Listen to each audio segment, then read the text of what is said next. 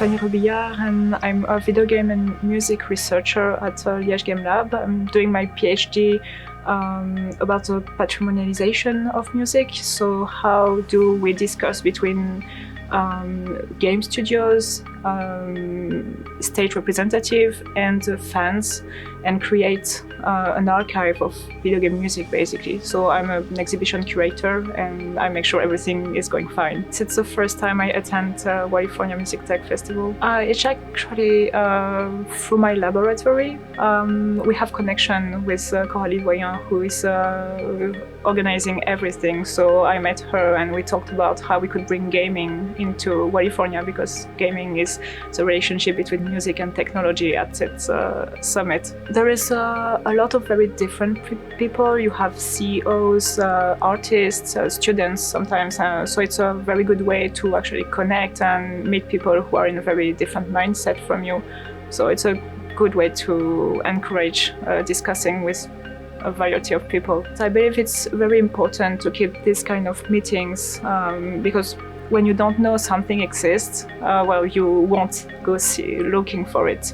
So this kind of events cannot force you. Well, you agreed to come here in the first place, but it forces you to get in touch and see some presentation you wouldn't see normally, or you wouldn't look for on the internet, for example. So yes, it's a serendipity motivator. It's very important. What is the important topic that we discussed? Well, obviously AI has been a very important topic this year.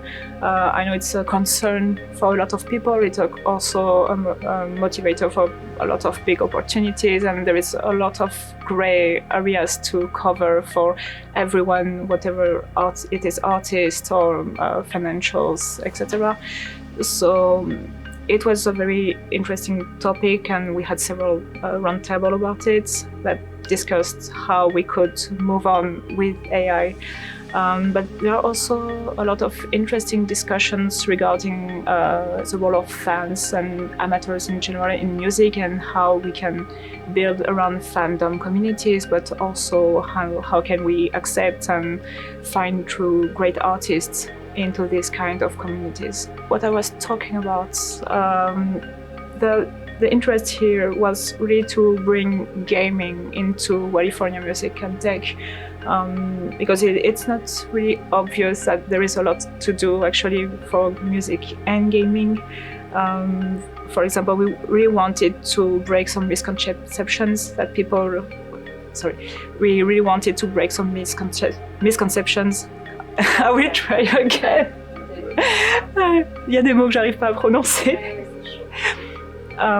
So what I was doing here was mostly to give a first introduction around the topic of music and gaming with the three people that I interviewed, because music and gaming is not just like putting music into a game, and we wanted to break some misconceptions that people often have around music and gaming.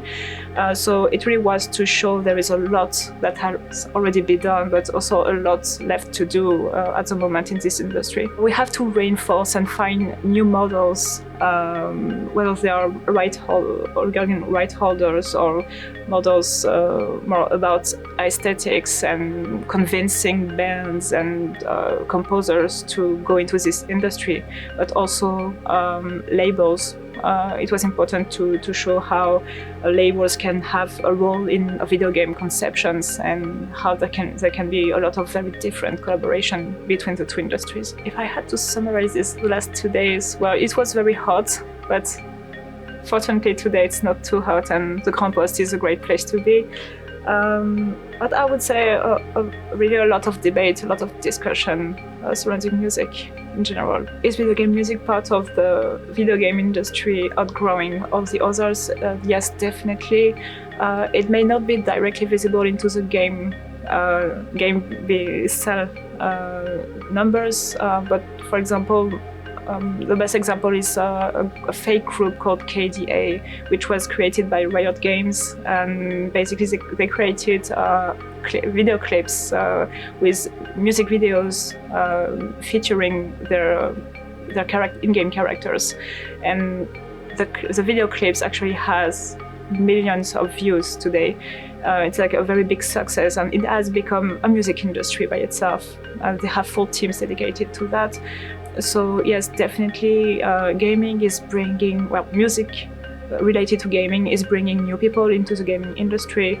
So it's all connected in one sense.